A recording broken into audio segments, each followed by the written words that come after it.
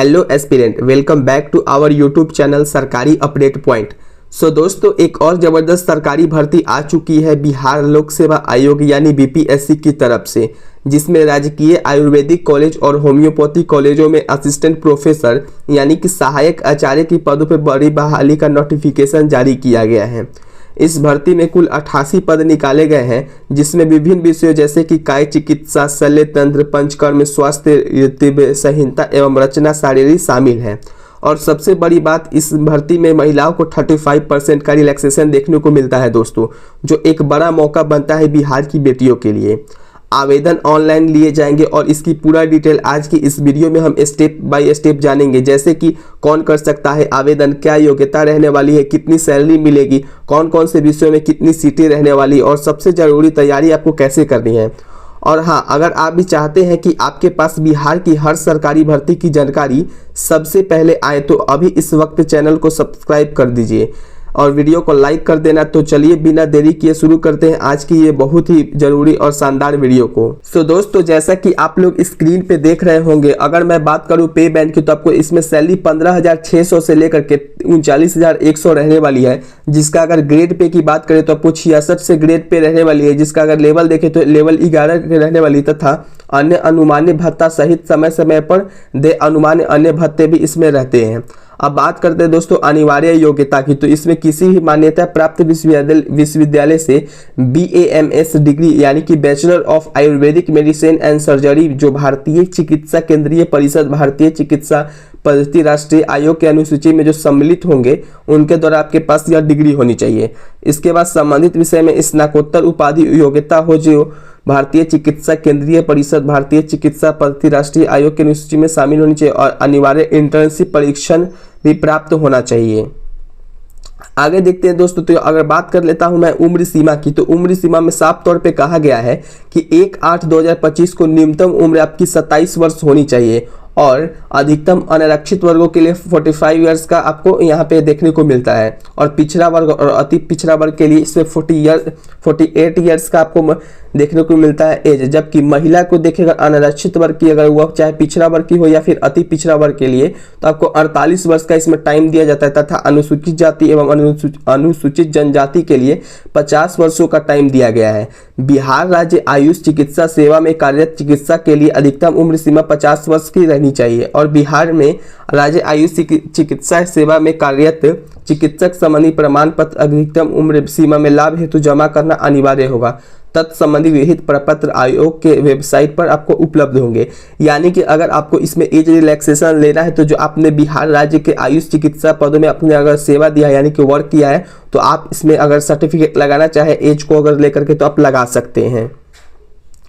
तो दोस्तों, अगर मैं बात कर लेता हूँ चयन प्रक्रिया को, तो चयन प्रक्रिया में अगर साफ तौर पे देखें तो इसमें कहा गया कि अभ्यर्थियों की तुलनात्मक मेधा के आधारतः अंकों का निम्न रूपन मूल्यांकन किया जाएगा। यानी कि आपको इसमें BAMS के विश्वविद्यालय की सभी परीक्षाओं में प्राप्तांक कुल का योग देखा जाएगा, जैसे कि आपको 75% से ऊपर एवं उससे ऊपर रहने पे आपको 20 नंबर दिए जाएंगे और 70 एवं उससे ऊपर रहने पे आपको 19 नंबर आपको दिए जाएंगे और 65 या फिर आपसे उससे ऊपर कुछ रहने पे आपको 18 नंबर दिए जाएंगे और 60 नंबर आपके पास अगर 60% रहता है तो आपके पास 17 नंबर आपको दिए जाएंगे। अगर आपके पास 55% रहता है तो 16 नंबर आपको दिए जाएंगे। अगर आपके पास 50% एवं उससे ऊपर रहता है तो आपको 15 नंबर दिए जाएंगे।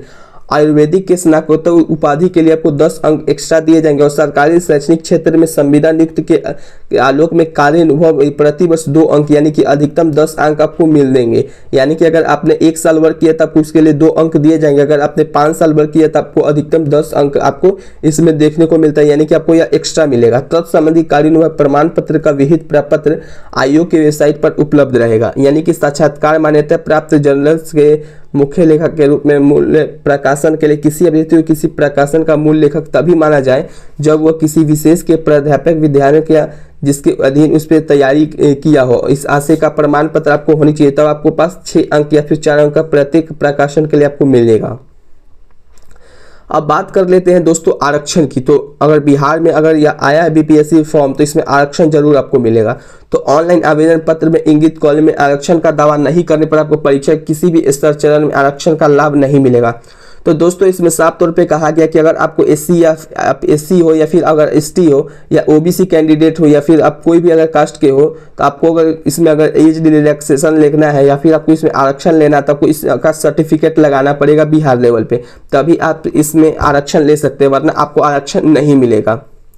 नेक्स्ट अगर देखते हैं दोस्तों आरक्षण कोटि की, तो जब आप इसमें आरक्षण लगाइएगा तो आपको इसमें एक कोटि कोड मांगा जाएगा, यानी कि अगर आप एससी कैटेगरी को या फिर एससी कैटेगरी को, सभी के लिए आपको इसमें अलग अलग कैटेगरी के लिए हम देख लेते हैं कोटि कोड क्या होता है। जैसे कि यूआर के लिए 1 कैटेगरी होती है और एससी के लिए 2 होती है और एसटी के लिए 3 होती है, जबकि ईबीसी के लिए 4 कैटेगरी होती है और बीसी के लिए 5 और बीसीएल के लिए 6 और ईडब्ल्यूएस के लिए 7। यानी कि जब आप इसमें अप्लाई कीजिएगा तो आपको यह कोटि कोड आपसे मांगा जाएगा, अगर आप आरक्षण लेना चाहते हैं तब आप इसको लगा सकते हैं। नेक्स्ट बात कर लेते हैं दोस्तों, तो ऑनलाइन आवेदन के क्रम में अभ्यर्थियों के से कतिपय सूचना सिर्फ डाटाबेस संधारित करने हेतु ली जाती है। अगर उक्त सूचनाओं के आधार पे संबंधित किसी प्रकार का छूट विज्ञापन में अंकित नहीं है तो उसका दावा न तो मान्य होगा, न ही उसका लाभ देय होगा। यानी कि अगर आपको इसमें नोटिफिकेशन में या फिर कोई भी अगर आता है विज्ञापन में, अगर उसमें अगर आपको सूचनाएं अगर नहीं दी जाती है या फिर आप कोई कारण से छूट जाता है तो आपको उसमें लाभ नहीं मिलेगा और छूट की अंतिम रूप से मान्य होगा। अब दोस्तों बात कर लेता हूं कि आयोग साक्षात्कार के समय मांगे जाने वाले का सक्षम प्राधिकार द्वारा निर्गत निम्नलिखित प्रमाण पत्रों के मूल प्रति दस्तावेजों यानी कि डॉक्यूमेंट आपके पास क्या क्या होनी चाहिए। जैसे कि मैं बात कर लेता हूँ मैट्रिक का प्रमाण पत्र या अंक पत्र, जिसमें आपको जन्म तिथि साक्षी के लिए आपको इसमें आपको एक लगाना पड़ेगा। फिर BA/MS डिग्री यानी कि उसका प्रमाण पत्र होना चाहिए। फिर उसके बाद BA/MS डिग्री के सभी सत्र का आपको पास अंक प्रमाण पत्र होनी चाहिए, यानी कि आपने किस में फेल हुए या फिर पास हुए उसका आपको सर्टिफिकेट लगाना है। फिर स्नातकोत्तर जिसमें आपने आयुर्वेदिक की डिग्री प्राप्त की उसका भी प्रमाण पत्र इसमें आपको रहनी चाहिए। स्नातकोत्तर जिसमें आपको डिग्री का अंक पत्र हो वो भी आपके पास रहनी चाहिए।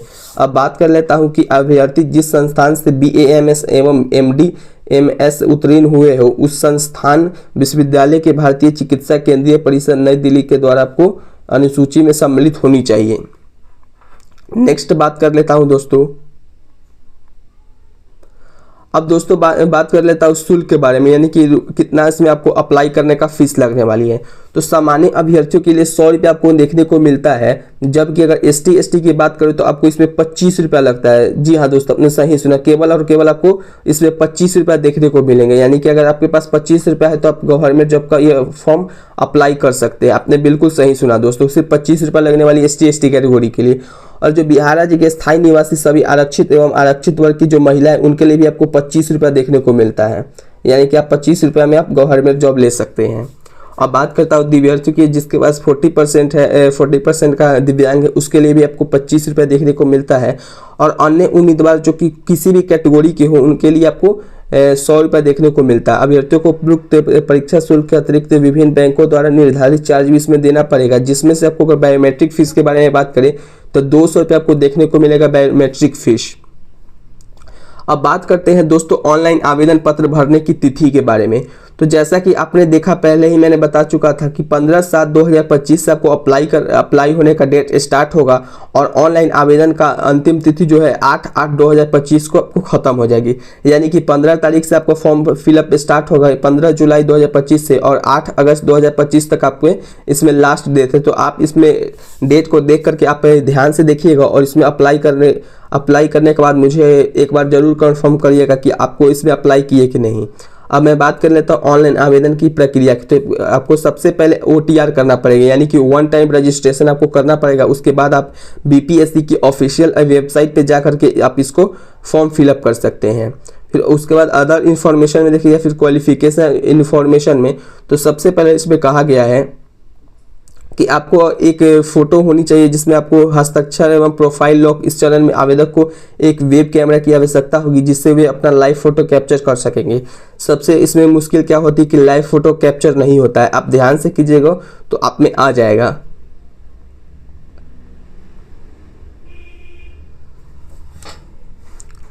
दोस्तों ये थी पूरी जानकारी BPSC असिस्टेंट प्रोफेसर आयुर्वेदा 2025 की। भर्ती लेकर अगर आप आयुर्वेदिक या होम्योपैथिक क्षेत्र से हैं और वर्षों से किसी बड़ी सरकारी नौकरी का इंतजार कर रहे थे तो ये मौका बिल्कुल मत छोड़िएगा। इस भर्ती में पारदर्शिता है और आरक्षण है और बिहार हेल्थ सेक्टर में काम करने का शानदार अवसर भी है। अगर आपकी डिग्री CCIM या फिर NCISM या UGC द्वारा मान्यता प्राप्त है और आपने इंटर्नशिप पूरा कर ली है तो आप योग्य हैं। नीचे कमेंट करके बताइए कि आप किस विषय से आवेदन करने वाले हैं और अगर आपको कोई भी सवाल हो तो कमेंट में पूछिए, मैं पूरी कोशिश करूंगा आपको समय पर जवाब देने की। ऐसे ही लेटेस्ट सरकारी नौकरियों की अपडेट्स के लिए चैनल को सब्सक्राइब करना ना भूलें। इस वीडियो को अपने दोस्तों और टेलीग्राम व्हाट्सएप ग्रुप्स में शेयर कीजिए ताकि ये जानकारी हर उस व्यक्ति तक पहुंचे जिसकी इसकी ज़रूरत है। धन्यवाद दोस्तों, मिलते हैं अगले वीडियो में। तब तक के लिए पढ़ते रहिए, बढ़ते रहिए और सरकारी नौकरी की तैयारी करते रहिए। जय हिंद, जय बिहार, वंदे मातरम।